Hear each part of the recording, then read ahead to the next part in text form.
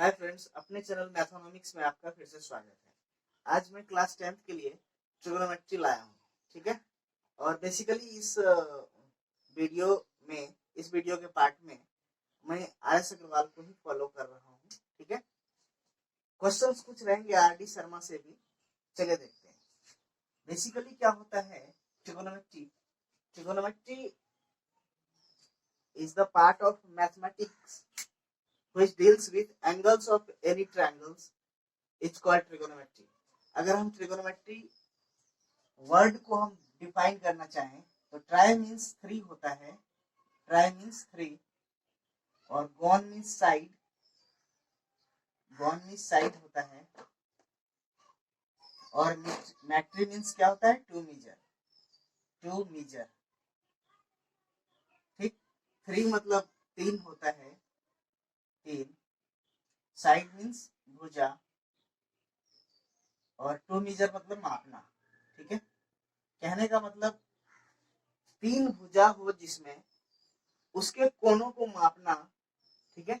या उसके साइड को मापना, उसके साइड के रेशियो को मापना ही त्रिकोणमिति कहलाता है, जो कि ट्रिगोनोमेट्री होता है। ठीक है। चलिए देखते हैं। इसमें बहुत ही बेसिक कॉन्सेप्ट है। पहले शुरू करने से पहले पाइथागोरस थ्योरम को हम देखते हैं। पाइथागोरस थ्योरम ये बेसिकली क्लास 8 में भी था। पाइथागोरस थ्योरम क्या है? किसी राइट एंगल ट्रायंगल के अंदर अगर हम ट्रायंगल सपोज करते हैं ABC, जिसमें एंगल बी जो है 90 डिग्री है, एंगल बी जो है 90 डिग्री है, तो 90 डिग्री के सामने वाला साइड क्या होता है? हमेशा हाइपोटेन्यूस होता है। हाइपोटेन्यूस। ठीक है। हिंदी में इसको कर्व बोलते हैं। और अगर हम थीटा इस एंगल को मानते हैं तो थीटा के सामने वाला साइड जो होता है हमेशा क्या कहलाता है? परपेंडिकुलर।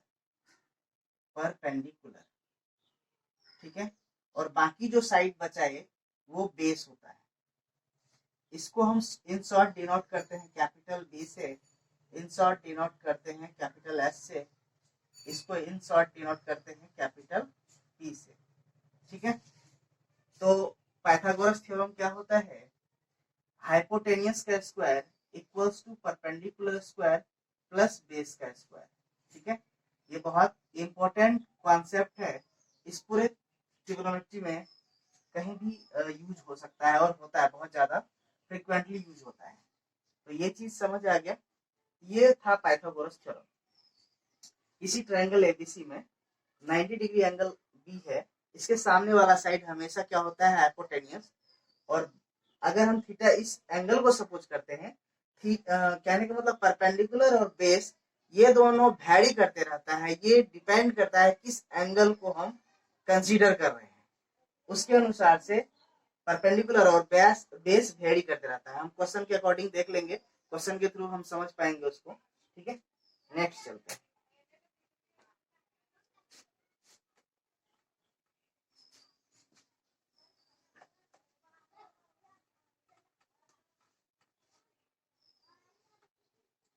अगर हम कोई क्वेश्चन एक लेते हैं,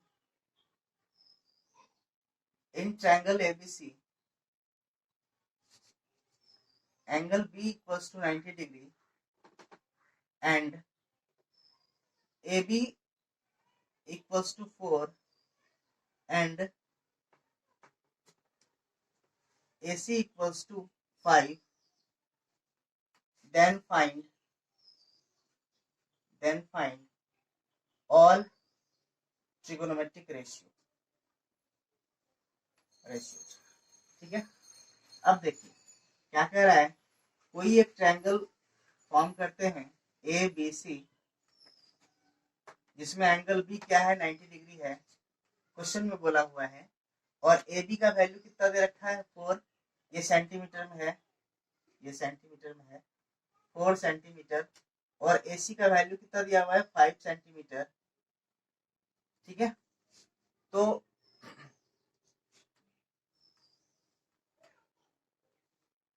ये थीटा सपोज करते हैं, तो देखिए कॉन्सेप्ट क्या है, थीटा के सामने वाला हमेशा परपेंडिकुलर होता है। थीटा जिस एंगल को सपोज करते हैं उसके सामने वाला परपेंडिकुलर, तो बचा क्या, बेस। बेस जो है जो सॉल्व करके आएगा वही होगा, और हाइपोटेनियस तो फिक्स होता है हमेशा, जो 90 डिग्री के सामने वाला साइड होता है वो हाइपोटेनियस होता है।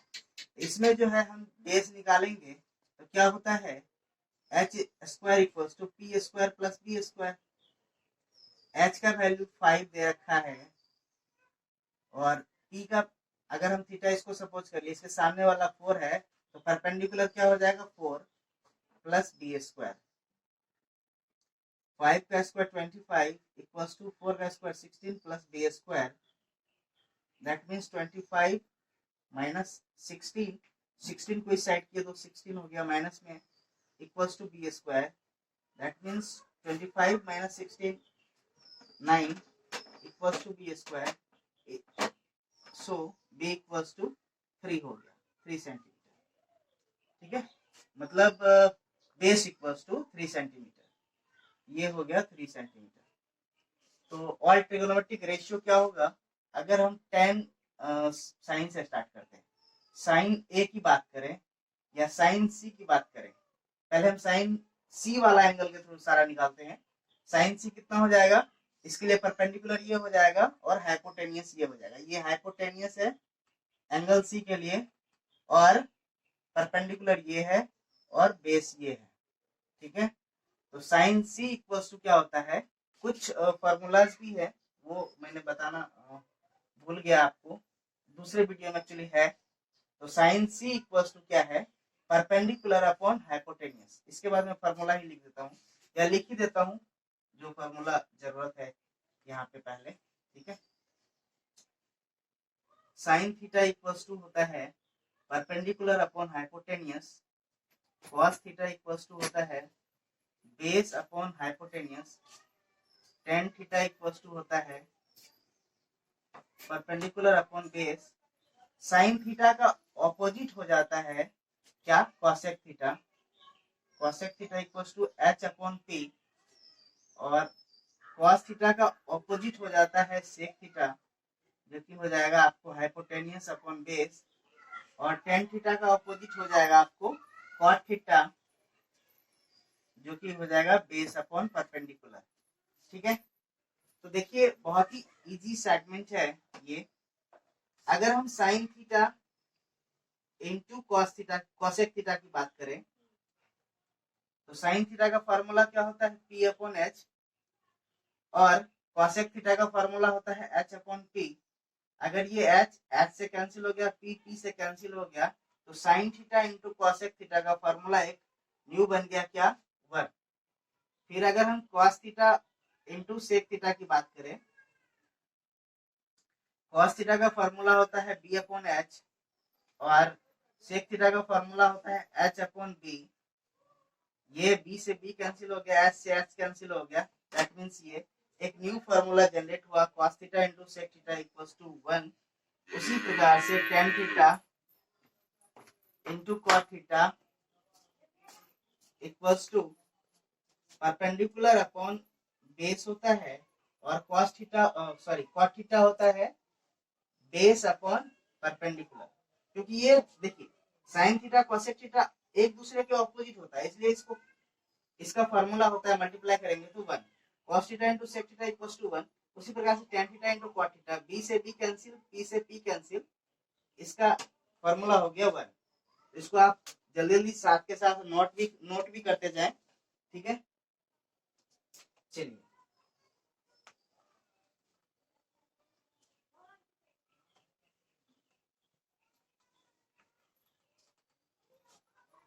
Sign C equals to perpendicular upon hypotenuse.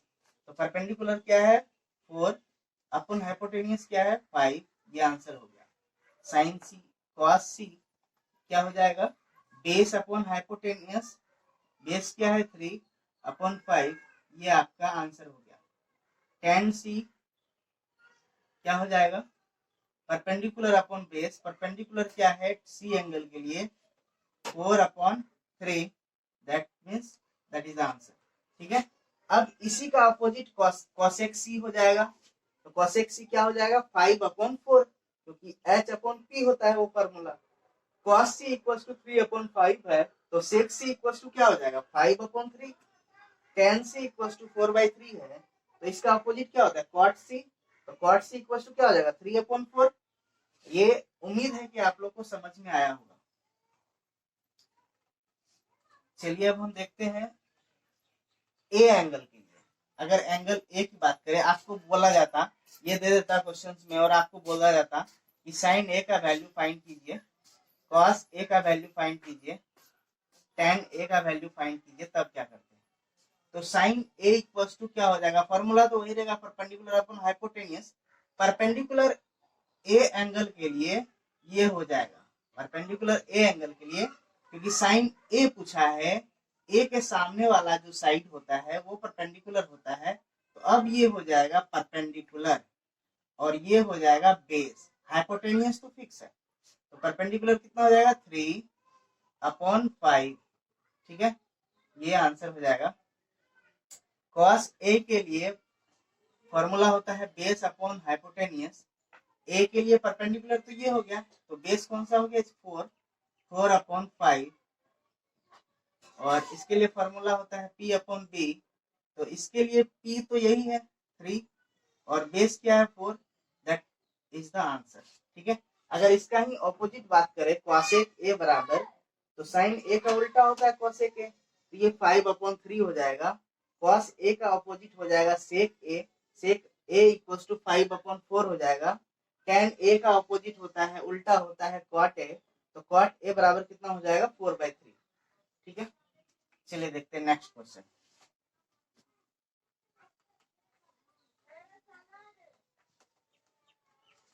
Next question क्या है,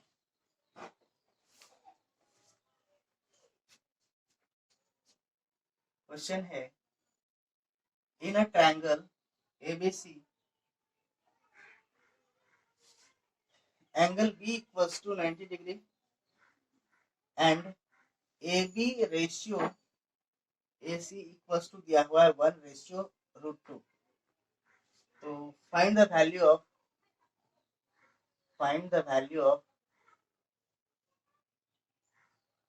2 tan A by 1 + tan square A। ठीक है, इसका वैल्यू मांग रहा है आपको। तो जब भी आपको रेशियो वाला क्वेश्चन दिया रहे, ये साइड का रेशियो दिया हुआ है, देखिए कैसे बनता है, बहुत ही इजी क्वेश्चन है।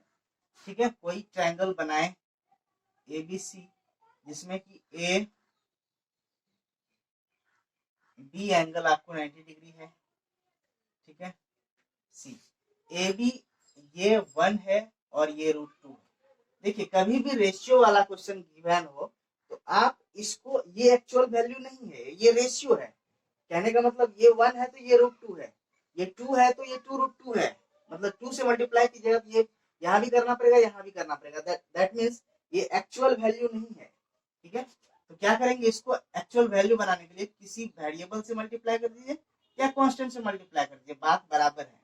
ठीक है, जैसे सपोज x से मल्टीप्लाई कर दिया तो ये एक्चुअल वैल्यू बन गया, तो 1 × x ही हो जाएगा और √2x हो जाएगा, ये x से मल्टीप्लाई कर दिया। तो अब क्या होगा, और क्या पूछा tan a, देखिए ध्यान दीजिए, ये a है, इसके सामने वाला क्या हो जाएगा परपेंडिकुलर।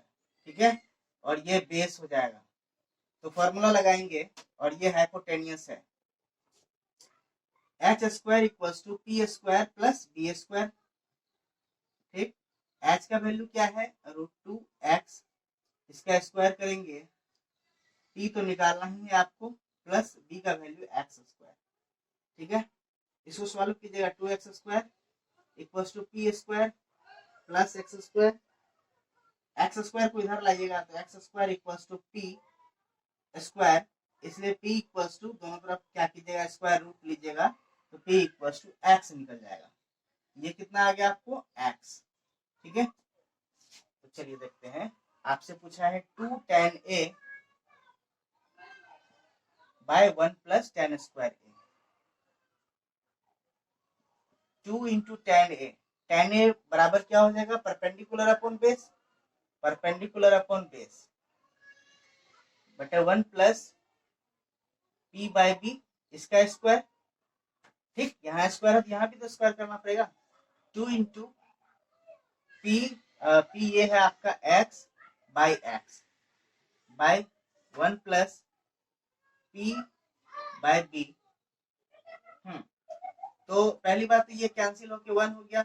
अच्छा, इसका स्क्वायर है, ये कैंसिल होके 1 हो गया, यानी 2 बाई 1 प्लस 1 का स्क्वायर मीन्स 1, यानी 2 by 2 that is equal to 1 will be the answer. ठीक है, बहुत सिंपल क्वेश्चन था। खाली ध्यान रखना है यहाँ इस क्वेश्चन के लिए कि रेशियो में दिया हुआ है, एक्चुअल वैल्यू बनाने के लिए x से मल्टीप्लाई कर दीजिए, k से मल्टीप्लाई कर दीजिए, y से मल्टीप्लाई कर दिए, किसी चीज से मल्टीप्लाई करके उसको एक्चुअल वैल्यू बना लीजिए। फिर जो भी आपको रिक्वायर है निकालने का, परपेंडिकुलर दिया हुआ है तो बेस निकालना है, जो भी निकालना पड़े आपको निकाल के, और जो भी पूछ रहा है उसमें आप वैल्यू पुट कर दीजिए। देखते हैं क्वेश्चन और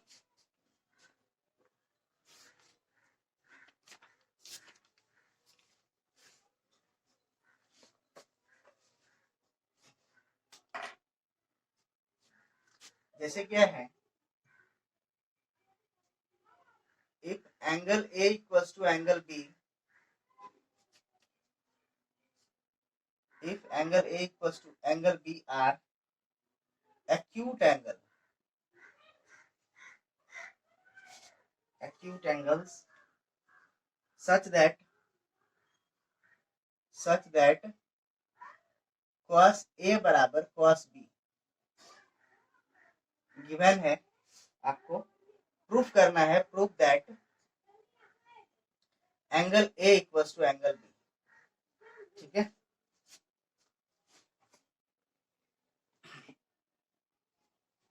देखिए कहने का मतलब, जैसे ही आपको angle A equals to angle B दिया हुआ है और cos A equals to cos B दिया हुआ है, और प्रूफ करना है क्या, अच्छा एंगल ए और एंगल बी जो है वो आपको प्रूफ करना है इक्वल है। ये कंडीशन दिया हुआ है क्या है, एक्यूट एंगल। एक्यूट एंगल का मतलब क्या होता है कि दोनों एंगल जिसका की वैल्यू 90 डिग्री से कम हो। तो देखिए दो ट्रायंगल बनाना पड़ेगा यहाँ पे, ठीक है, क्योंकि ये चैप्टर जो होता है ट्रायंगल चैप्टर के बाद आता है, इसलिए इसमें सिमिलरिटी का कॉन्सेप्ट लगता है। बहुत ही सिंपल है,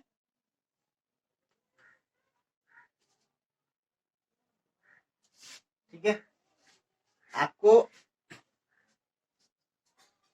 ए सी डी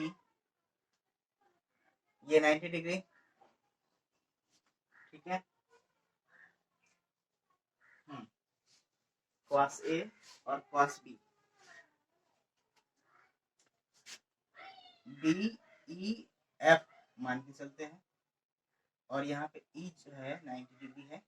ठीक है, अब cos A बराबर cos B गिवन है, ठीक है, cos A बराबर cos B, that means cos A क्या हो जाएगा, cos A, इसके लिए ये परपेंडिकुलर है, ये परपेंडिकुलर है, यानी cos A बराबर, और ये हाइपोटेनियस है, तो परपेंडिकुलर क्या हो जाएगा CD, तो बेस क्या हो जाएगा आपका AC, तो cos A बराबर AC अपॉन हाइपोटेनियस क्या है AD बराबर cos B बराबर क्या हो जाएगा, उसी प्रकार से बेस अपॉन हाइपोटेनियस, बेस क्या है आपका BE अपॉन हाइपोटेनियस क्या है BF। ठीक है, ये गिवन है। ठीक, तो हम क्या करते हैं, सपोज कर लेते हैं के, क्योंकि ये दोनों बराबर आपको दिया हुआ है तो हम मान लेते हैं दोनों के बराबर में के है। ठीक है, तो AC इक्वल टू क्या हो जाएगा, के इंटू एडी, यहां से इसको बराबर ये करेंगे तो AC इक्वल टू के एडी, पहला इक्वेशन हमको छोटा छोटा लिखना पड़ेगा क्योंकि सारा को इसी में लाना है। और BE इक्वल टू क्या हो जाएगा, इसको अगर इसके बराबर करेंगे तो BE इक्वल टू क्या हो जाएगा, के इंटू BF, ये इक्वेशन सेकेंड। ठीक है, अब क्या करना है अपने को, अब करना है आपको CD अपॉन EF करते हैं। CD अपॉन EF ऐसा इसलिए करते हैं, बेसिकली हमको करना क्या है, देखिए AC अपॉन AD है, तो हम इसको इस तरह से कर सकते हैं ना, AC अपॉन BE, इसको यहां ले आए, इसको यहां ले आए, AD अपॉन BF, ठीक। तो AC अपॉन क्या है BE बराबर AD अपॉन BF। ये अब इस इतना अपॉन इतना करना है, खाली इसके बराबर के लाना है, ठीक है। तो इसके बराबर भी क्या हो जाएगा, अब देखिए कुछ किए नहीं है, हमको cos A बराबर cos B गिवन है, तो AC upon AD equals to BE upon BF equals to K suppose कर लिया। हम इसी को क्या किए, यहाँ पे ले आ सकते हैं, इसको यहाँ ले जा सकते हैं, ले आए बराबर के, ठीक है।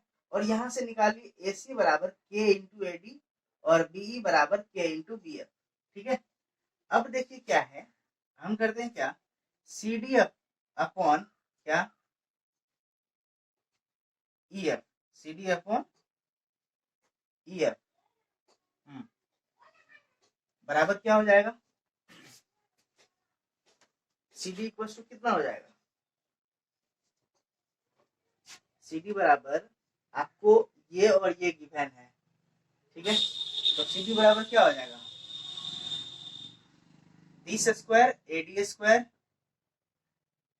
माइनस AC स्क्वायर बटे में, और EF के जगह क्या, EF बराबर क्या हो जाएगा, रूट अंडर 20 स्क्वायर, मतलब ये परपेंडिकुलर है ना, तो परपेंडिकुलर इक्वल्स टू हाइपोटेन्यूज का स्क्वायर माइनस बेस स्क्वायर, वही तो कर रहे हैं। तो BF square minus BE square, ठीक है। AD इक्वल्स टू क्या है, अच्छा AC इक्वल्स टू क्या है, AC इक्वल्स टू KAD, तो AD को तो AD छोड़ दीजिए, AD को BE, ठीक है, ठीक है, किसी को ले लीजिए,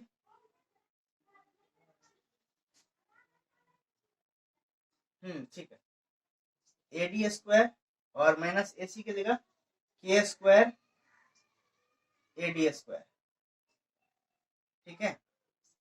और यहाँ पे क्या है, BF स्क्वायर माइनस BE की जगह KBF स्क्वायर।